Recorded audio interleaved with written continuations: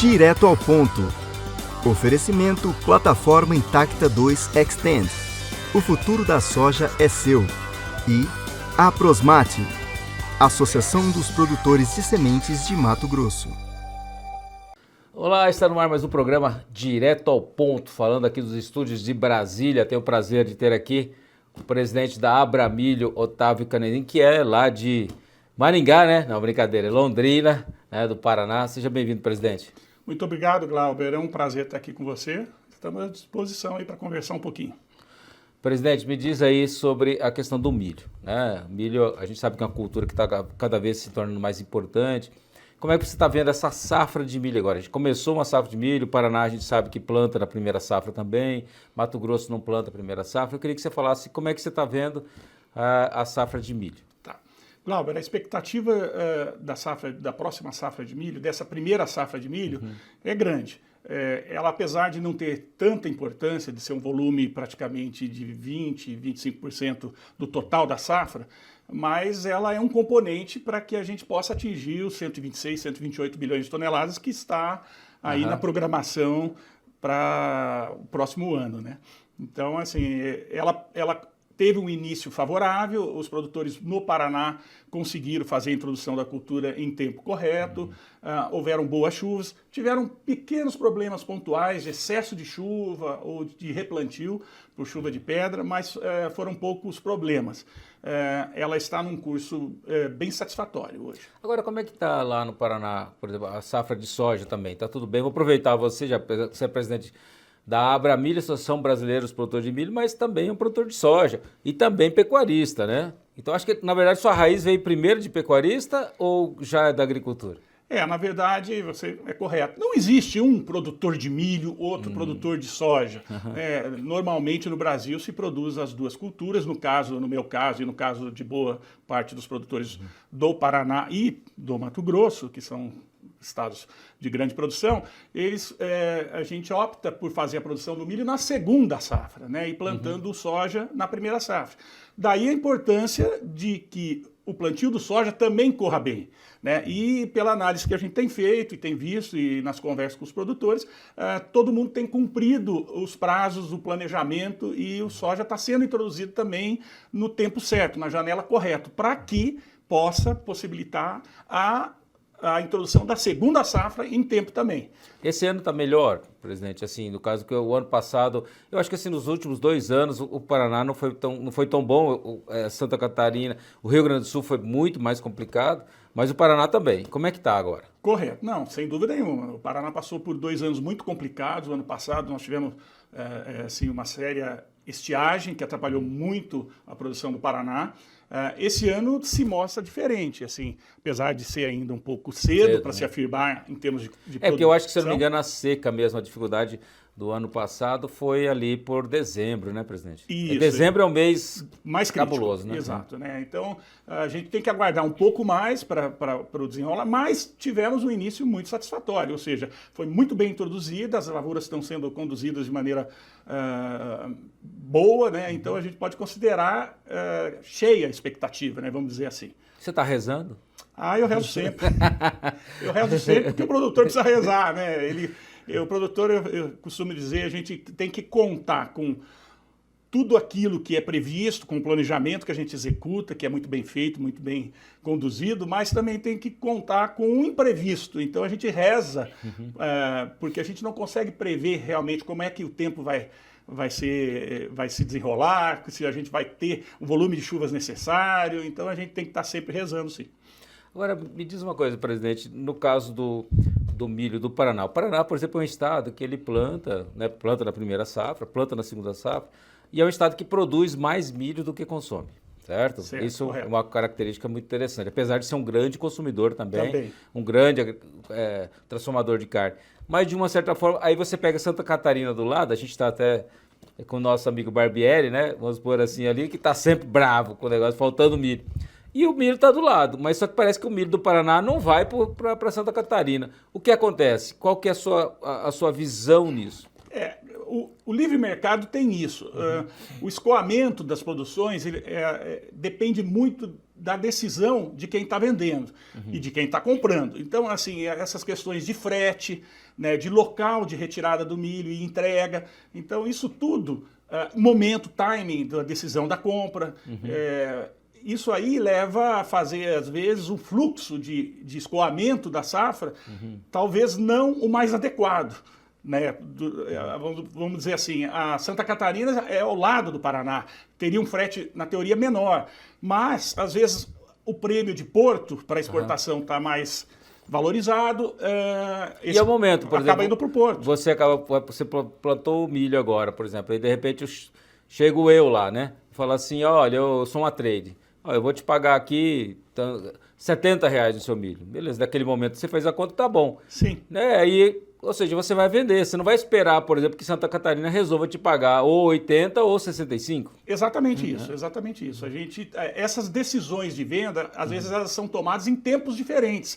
Então, o milho que poderia estar escoando para um local mais perto, de frete menor, às vezes está recebendo um prêmio maior porque a demanda em outro local é maior e paga mais por isso. Então, isso é o interessante do livre mercado, de você poder fazer esse tipo de venda, né? Agora é interessante, eu acompanhei lá, até fui em Maringá, né? Aí eu fui errado, né? Eu fui lá visitar o presidente que quer fazer a gravação lá, eu simplesmente desci em Maringá, confundi a cidade, achei que era Londrina, que ele morava em Maringá, né? E por incrível que pareça, já tinha jantado com o presidente lá em Londrina. Lá em Londrina, já estamos juntos. Tô feio, né? Você que tá com cabelo branco e eu que tô... eu não quis estragar, até porque a propriedade que a gente acabou visitando era próxima a Maringá, eu não quis desconstruir essa ida sua a Maringá. Presidente, eu achei interessante, né? Vou supor assim, então, esse modelo, né, para quem está nos assistindo, interessante que eu fui lá e a gente mostrou isso, inclusive no Mais Milho, né, de produtores que plantam milho e consomem esse milho na própria propriedade, fazendo carne, uma carne de qualidade e que vai para gôndolas específicas, como é o caso do Quality, né? Lá que vocês têm Quality Premium. Isso aí tem... Como é que tem sido isso? Tem mais gente olhando para isso? Sem dúvida nenhuma, Glauber. O milho, eu costumo dizer que o milho tem uma força transformadora. Ele muda a realidade das propriedades. Porque o milho, ele fornece energia para vários tipos de ração, você sabe disso. Né? É um produto que está no frango, está no peixe, está no bovino, né? Então, assim, pequenas e médias propriedades do Paraná têm feito muito isso, ou na forma de silagem, ou na forma de silagem de grão úmido, ou na forma mesmo de grão moído, tem contribuído para aumentar as produtividades na produção de carnes, né? E a gente tem exemplos muito interessantes ali, como a cooperativa Qualis, que os produtores, basicamente 100% dos produtores, são produtores de milho e agregam valor transformando esse milho em carne de qualidade, né, novilhos precoces. Então, é uma agregação de valor e é um consumo de milho já localizado, né? E eu acho isso muito interessante, é uma opção para o produtor também, né, é uma alternativa, né? Ele pode vender o excedente, mas também pode aproveitar parte desse milho para agregar valor na própria propriedade dele. Agora, presidente, falando, para a gente fazer esse bloco aqui, os papos técnicos, né? Me fala uma coisa, como é que está essa questão de cigarrinha? Você está vendo isso?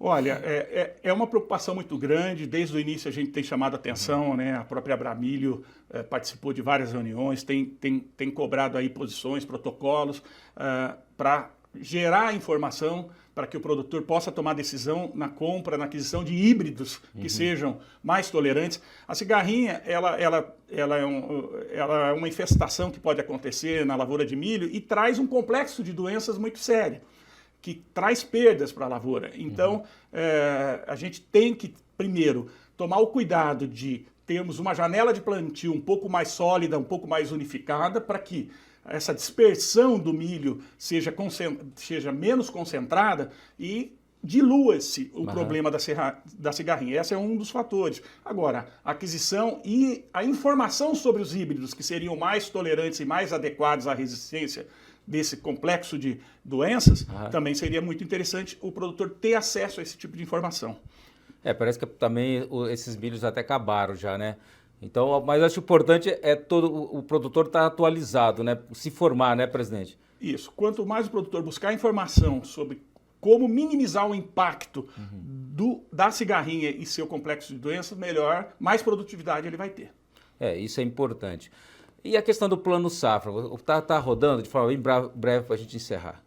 Tá. O plano safra é assim, como sempre o produtor questiona o volume de recursos. Eu acho que dentro das possibilidades da realidade atual, com pandemia, guerra, caixa, a rigidez fiscal que o país passa, é um plano que se mostra talvez insuficiente, sim, mas é o que é possível se fazer e o produtor que precisar deve correr aos bancos e tomar informação, né, para fazer o custeio quanto antes.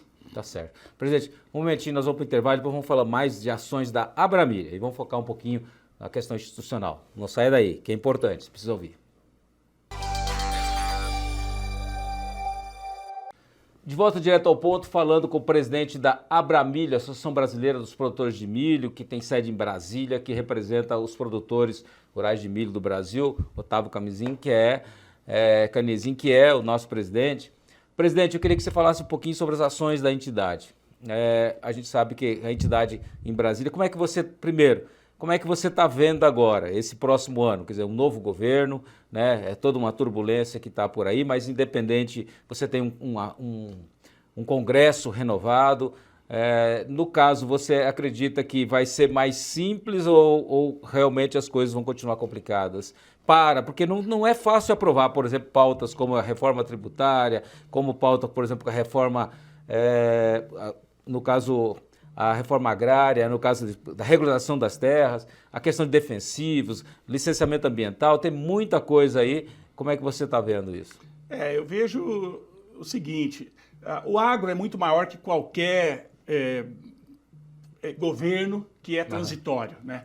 Eu costumo dizer que, assim, com a representatividade de quase 30% do PIB, é importante para qualquer governo que tenha um bom diálogo com o agronegócio, né? O produtor vai continuar produzindo, deve continuar produzindo. O que ele precisa é de estabilidade jurídica, ele precisa de regras claras, e isso é claro que o Congresso é o responsável por manter e criar essa condição de que prevaleça, né, os interesses para que haja um desenvolvimento e um crescimento, né, de um setor que é importante para o Brasil. Então, eu vejo com o Congresso como decisivo, né, na questão de fazer a regulagem, essa conversa entre o governo e os produtores, né, aprovando, discutindo toda a regra, toda a lei que for interessante para o setor.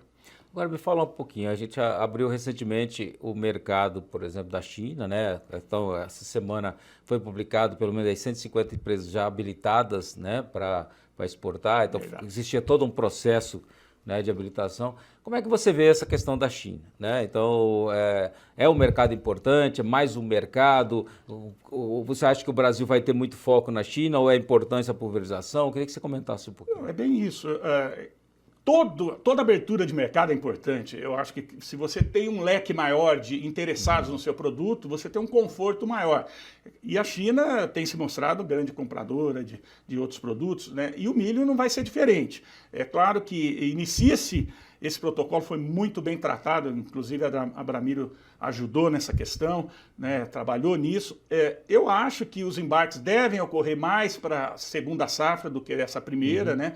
Eu acredito que a China tem que comprar, parece, 18 milhões de toneladas, existe uma cota que ela compra sem imposto, né, com alíquota zero. Então, eu acho que é mais um comprador para o Brasil. O Brasil já atende alguns mercados tradicionais, já tem um relacionamento de venda, não era um tradicional. Quer dizer, não é problema, né? Falar assim que hoje está faltando mercado para o Brasil, não está, né? Não está. O Brasil já atende, já tem mercados sólidos aí na questão do milho, mas sempre é bom você ter um comprador a mais, é uma diversificação, até porque se a gente tiver uma safra expressiva, a gente sabe que o consumo brasileiro é em torno de 80, 85 milhões de toneladas, vai haver um excedente que deve ser exportado. Excedente pode ser de 30, de 40 milhões de toneladas. Então, quanto mais a gente puder agregar nesse excedente, melhor para o produtor, melhor para o Brasil. Agora, me fala uma coisa, a todo momento a gente vê, inclusive no ano passado a gente via alguns parlamentares, né, que faziam leis do Congresso querendo limitar,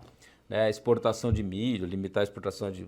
Existe sempre esse debate, né? Poxa, nós estamos exportando, estão mandando milho para fora, está mandando soja para fora, está mandando algodão para fora, está mandando carne para fora, e a carne, e isso está fazendo com que fique mais caro aqui dentro do Brasil, né? Que parece como se fosse assim.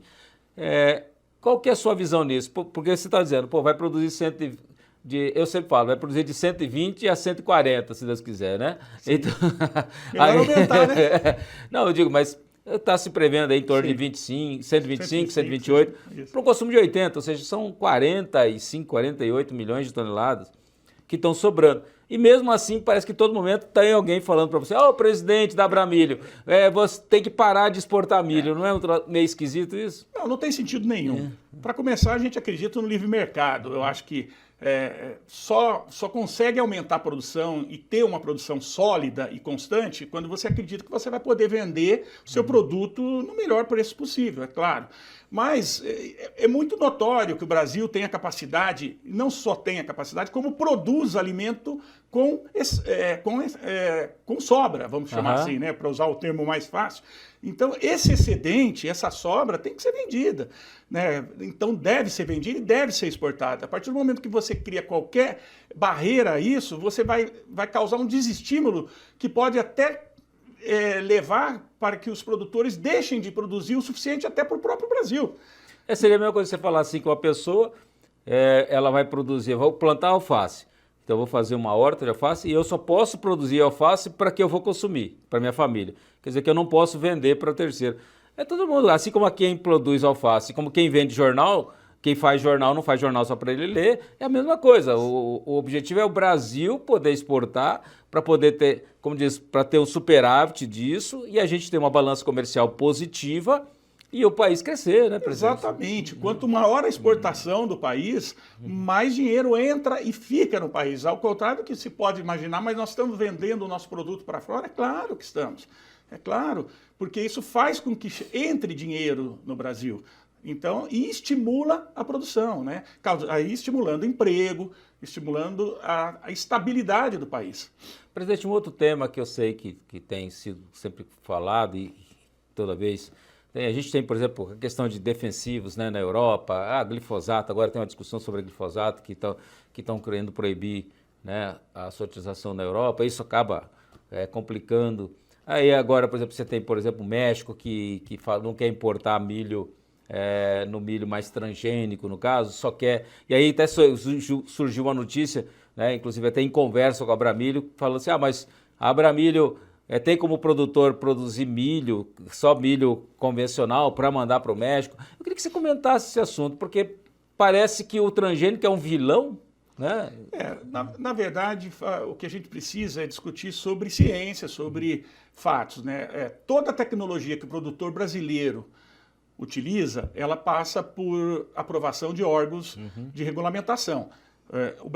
O Brasil e o produtor brasileiro cumpre todo esse regulamento, né? E a biotecnologia faz parte de um complexo de técnicas que são muito favoráveis, não só ao produtor, mas como ao meio ambiente e a todo o Brasil, porque ela economiza o volume de água que você tem no cultivo da lavoura, ela faz com que você economize tempo, óleo diesel, né, no preparo e agroquímicos também, reduz drasticamente o uso dos agroquímicos. Então, você tem um conjunto de vantagens muito grandes ao usar a biotecnologia e não só o Brasil faz isso.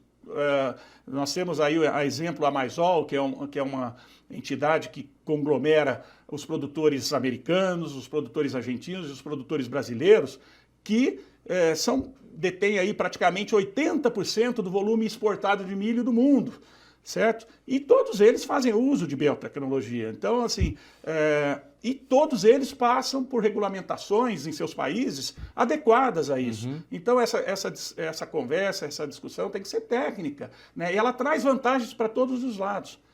Tá certo. Para encerrar, presidente, eu vou falar de uma outra coisa que eu acho que é cara a Abramilho, principalmente ao milho em particular, que é o tal do seguro. Queria que o senhor falasse para a gente o que o senhor vê na questão do seguro, porque principalmente quando você pega na segunda safra Paraná, Santa Catarina, eu acho que poderia plantar mais, mas o produtor precisa ter uma segurança, porque como existe geada, estabilidade, e a gente infelizmente está capengando no seguro. Lembrando que o Brasil depende muito da segunda safra, né, na produção do milho. E a segunda safra, em alguns estados, ela oferece riscos, chuva de pedra, ou seca, ou geada. Então tem uma série de riscos que podem ser minimizados na medida que você tenha um sistema de seguro que remunere à altura o prejuízo que o produtor possa ter. Mas isso é um subsídio? Não, não é. Isso acontece no mundo inteiro. Isso traz o quê? Traz estímulo para que o produtor acredite que ele não vai ter um prejuízo no caso de um sinistro. Né? Ninguém está aqui falando em recuperar a renda de algo que você não teria. Né? Então, o que é o exemplo? Aconteceu um sinistro, uma chuva de pedra, uma geada, o produtor tinha que ser ressarcido à altura para que ele possa continuar a fazer isso no próximo ano de uma maneira sólida e concreta. Tá certo. Vamos torcer para que a Abramilho, para que as entidades consigam melhorar esse seguro do Brasil. Muito obrigado pela sua presença aqui no programa, presidente. Eu que agradeço, Glauber. Um grande abraço. Tá aí, mais uma entrevista super especial para você, sempre falando, é importante esse programa que você possa ter uma visão do que está acontecendo em Brasília, o que está acontecendo, o que as entidades estão fazendo por você. Cada vez as entidades se tornam mais importantes para o produtor rural. Então, fique ligado aí na sua. Um grande abraço.